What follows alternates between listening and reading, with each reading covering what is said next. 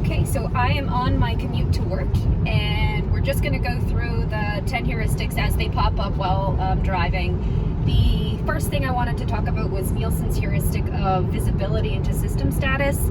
What that means is that the car or the system, the interface, is giving a clear picture of its status. So it is giving me a lot of information right on the main screen. So I've got the navigation to work, which is showing me I'm going to arrive at 9:45. It's going to take approximately 27 minutes. My distance is 17 miles. I don't have to push any buttons. It's telling me that. It tells me right away my battery is nearly charged. I have 200 miles of range left, so plenty of mileage to go to get to work and back.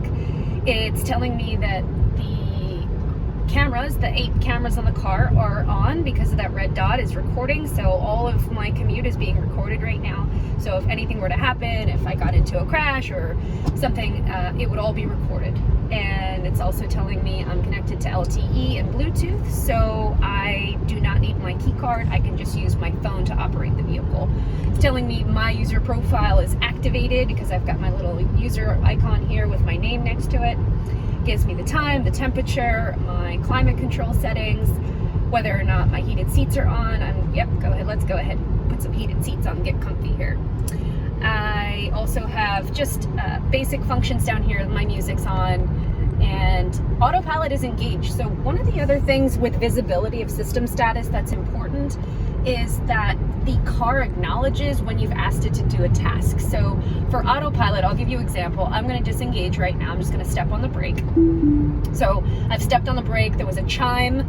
All the blue lines went away. Everything went away. So I know now that was my cue saying, okay, the car let me know I'm now in control.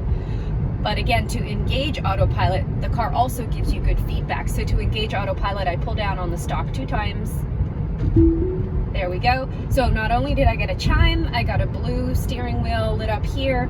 I have 2 blue lines showing the car balancing between the 2 lines, and I also have the blue circle around the speed. So all of those things are really great feedback from the system, letting me know it's acknowledged my request and it is engaged. So like any good relationship, you need good communication back and forth, and I think that Tesla has done a good job of that. Most things are clear on the main screen. You don't need to dig through a whole bunch of menus to get what you're looking for.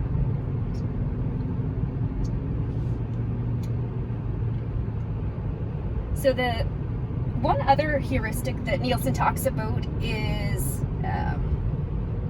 like flexibility and efficiency of use.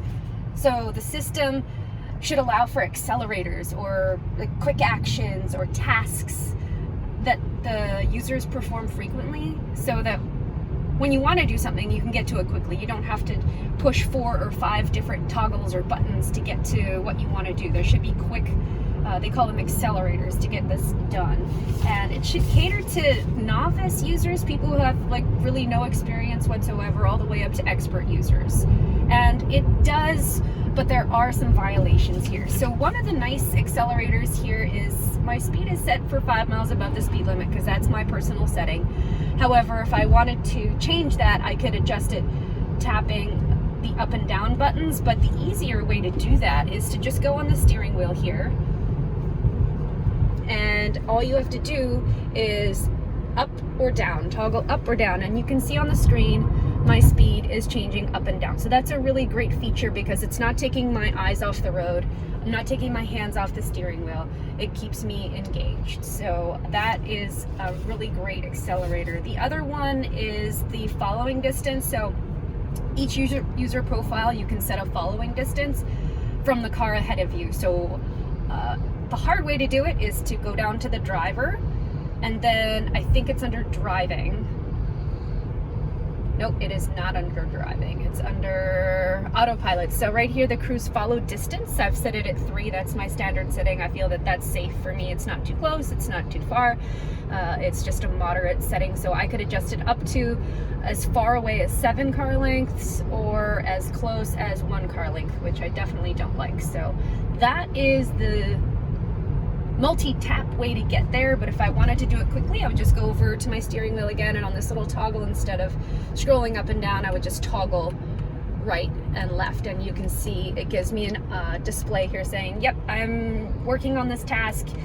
This is how many car lengths you want to be away from the car in front of you. So that's a great accelerator.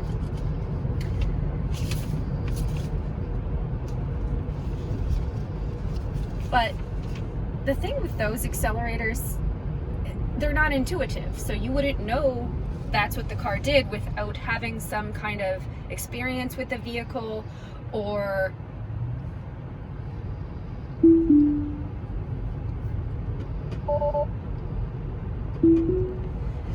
without having an experience or some list of cheat codes. So I think there definitely is a violation here in that Tesla should have a quick menu to say, here are the quick accelerators you can use to get to tasks you use frequently, so that you're able to, get used to memorizing those tasks instead of having to dig through a menu. Or a lot of times, if I've wanted to find something that I, shortcuts or things that I didn't know about, I've gone to YouTube and watched a lot of YouTube videos. YouTube is great for a lot of Tesla users on there talking about their cars and, little hidden Easter eggs or hidden gems they've found that have made their life easier. So that would be a really nice thing, is somewhere in the menu here, even just a little 3-line bar, click on that, here are your accelerators.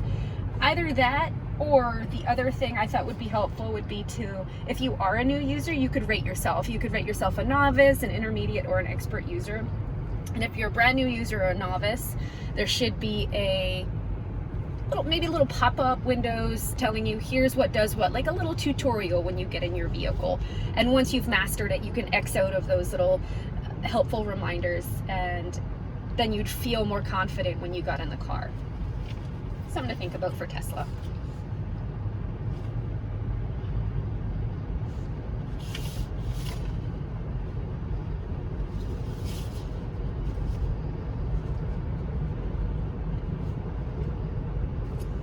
Another heuristic that kind of couples with that idea is recognition rather than recall. Nielsen talks about a heuristic. The importance of this heuristic is minimizing memory load. We shouldn't have to remember multiple steps of how to do something. It should be very intuitive. And objects, actions, options should all be clearly visible. So when I first bought this car, I was in the parking lot and I took off and I was ready. I knew I had purchased the autopilot feature that came with the vehicle, but there was nowhere on the screen anywhere that it said how to engage autopilot. I had no idea how to do it. I really wanted to try it. Of course, that's one of the first features as a new Tesla owner. You want to try the autopilot. So I went down to the driving sign, didn't see autopilot in there in this menu. So I clicked on autopilot and I thought, sure enough, there'll be an on-off button there for autopilot. But no, there wasn't. All it was the settings for autopilot. So I pulled over, I opened up Google and I said, hey Google, how do I engage autopilot in my Tesla Model 3? And it put me to a YouTube video, and it's really quite simple. You just, like I told you before, pull down twice on the stalk. However, it wasn't intuitive. It wasn't there. The option wasn't there. So I had to find that. And so I think that Tesla needs to make those options more visible somehow. That action should be very simple and it should be displayed somewhere easy to find. So maybe just here, even on off, autopilot on off, some kind of an option that's visible so the user doesn't have to remember or find where to activate that feature.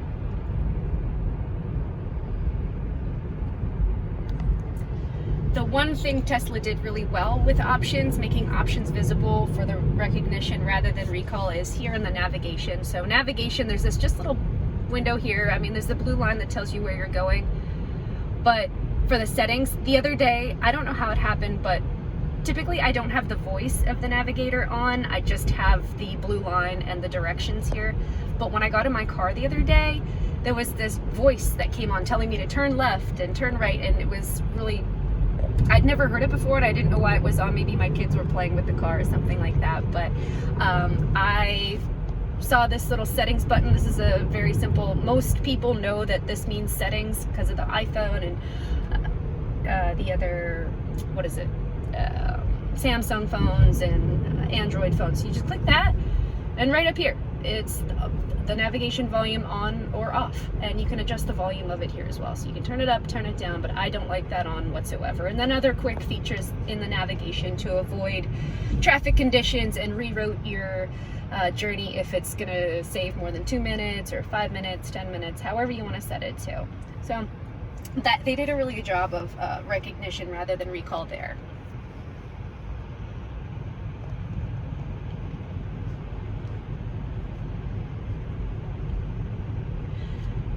In talking about match between system and world, Nielsen says that designers should look to mirror the language, the concepts, and visualizations users find in the real world, in this case on the road. So you'll see, these cars going by. So the car recognizes other vehicles on the road, which is great. It even recognizes the type of vehicle. So if you have a semi-truck or a car or a pickup, it labels it as those things. If you look here, it's seeing trash cans. No, those weren't in fact trash cans. That was a gate, a brick gate to someone's driveway. So I think what Tesla's done is, if it's not 100% certain, it labels it as something typical on the side of the road, like a trash can. But there's definitely not an entire match between the system and world. They haven't labeled everything yet. So signs and different things that pop up on the side of the road aren't always what it appears to be on the screen. So there's definitely a violation of match between a system and world there. If you're in a parking lot and you're cruising through the parking lot, it does show people crossing the road. It shows dogs, shows bicyclists, motorcycles. But sometimes, again, it'll label a bicyclist as a dog. So there's definitely some work to be done in the system as far as labeling goes. Another thing about the match between system and world that is really, I think, is a bit of a safety issue and should be addressed is the fact that the concepts of driving should match what a user's used to, and it should be customizable. So when I got in the car and I got on a highway, I noticed that the Tesla tends toward the left center line. So it's always hugging the left center line and not on the right-hand side of the road on the white line. For me, I've always drove on the right-hand side of the road, more towards the right-hand side of the lane, because I don't want to be close to the oncoming traffic. I think that is a safety issue, because if a person's texting or not paying attention, my car is hugging the center lane and they cross the center lane, that's sure enough an accident. I think that's really important to address that. There should be a user setting somewhere in your driver settings. So if I go to my driver profile, go to driving, there should be a mode, hang to the left or hang to the right, but stay in the right 50% of the lane. That is really a safety thing that I think Tesla should address. Also, if you have autopilot engaged and you're on a road that has speed bumps, the car does definitely not recognize speed bumps. So you're gonna fly